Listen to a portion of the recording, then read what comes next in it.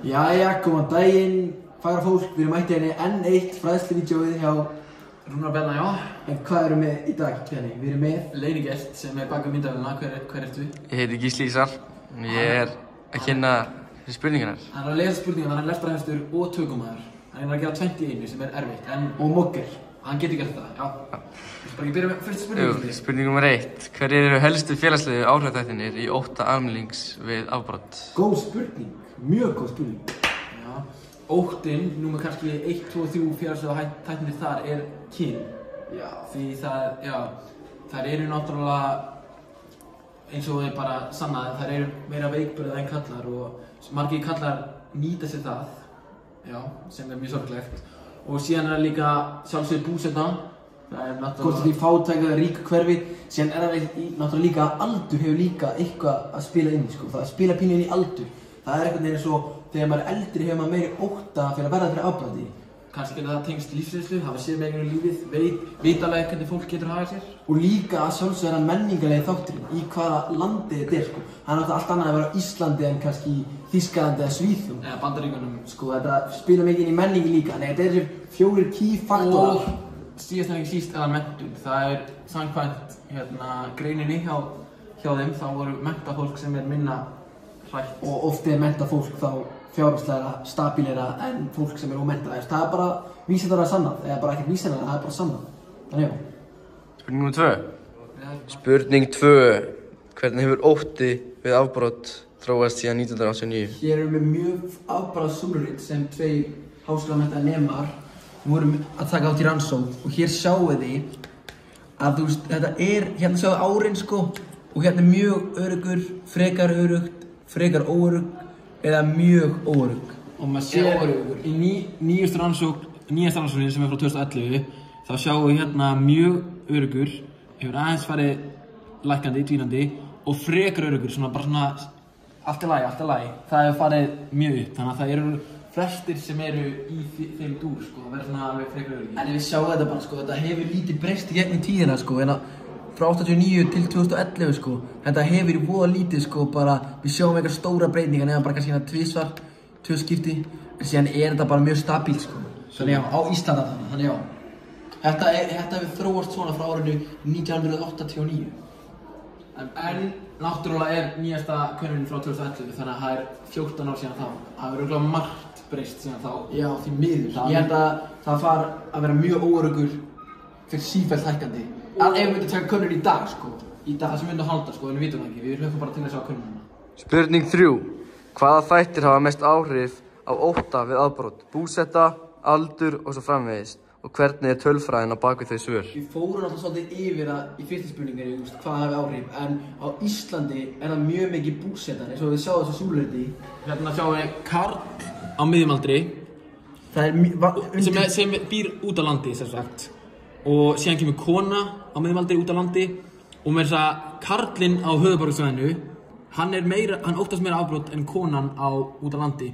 Og síðan allt í einu kemur stökk upp, viti menn, það er kona á höfuðborgarsvæðinu. Þetta er náttúrulega bara, þegar þú ert að labba úti bara á Kóparskeiði, þá býst ekkert á afbroti. Eða þessi drengur hér, hann er frá Hellu. Óttast þú að labba á Hellu? Og verða fyrir afbroti? Nei, alls ekki. Það er eins og búsetun er. Og náttúrulega því fleira fólk sem býr á svæði. Því fleiri líkur er að afbrot skeið.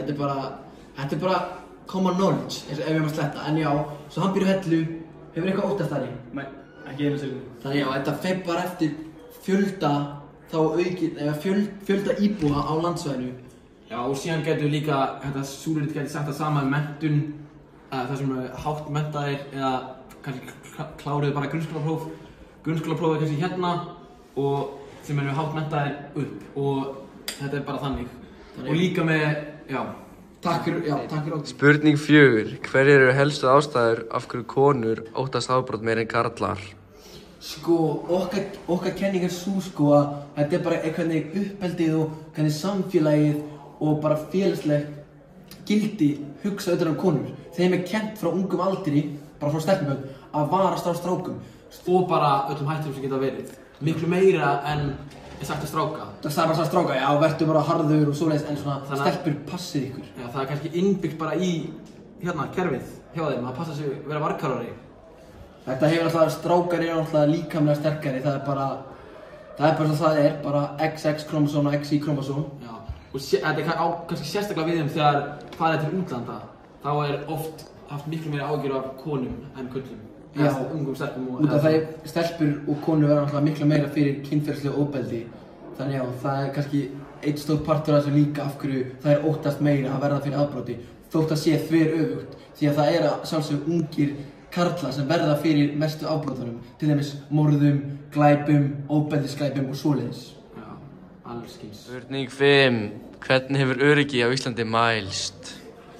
Eins og við sjáum á enn öðru súluritinu, þá hérna Ísland langlægst, undir 10% og allar hinnar svona, bara hvað við segja, þjóðir í Evrópu... Þetta kemur kannski ekki óvart, kannski nema kannski með Bandaríkin, ég held kannski þeir voru aðeins hærri á... Ég held að þessi kenning bak við það sko.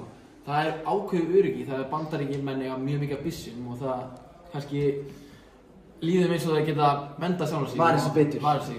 En já, eins og þetta kemur bara auga leið sko, Íslandi fámenn þjóð, friðsæl þjóð, þess vegna mælist það helvíti neðarlega. Og eins og þú sagðir að Búlgaría væri fátækasta land í Evrópu, þá náttúrulega meiri ótti við afbrot.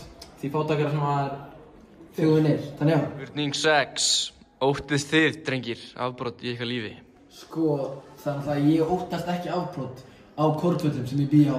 Kornvöllur 861, bara ég lapp út á túnni, ég býst ekkert við að glæpagengi kom upp að mér og byrja að hóta mér sko.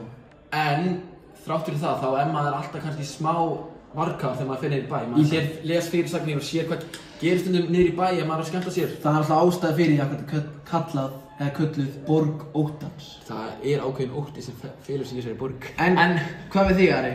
Já, mikið hnífum undanfarið. Já, það verður alltaf að vera borg sko.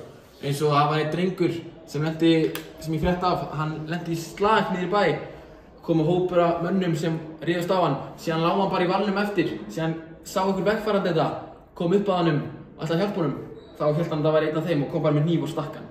Svona lífið, þetta gerist í Reykjavík. Það ekki að dansa á rósum. En það oftast dansa á rósum á Kornvöllum og Laufskálum 1. En kannski eina brotið sem ég óttast kannski smá ef ég læsi ekki bílnum á Selfossi. Það kannski, maður svona alltaf svona smá hefði átt að læsa. Það maður veit aldrei. Maður getur aldrei verið óviss. En heyrðu, þetta er vídeóið að sinni, takk fyrir okkur og já.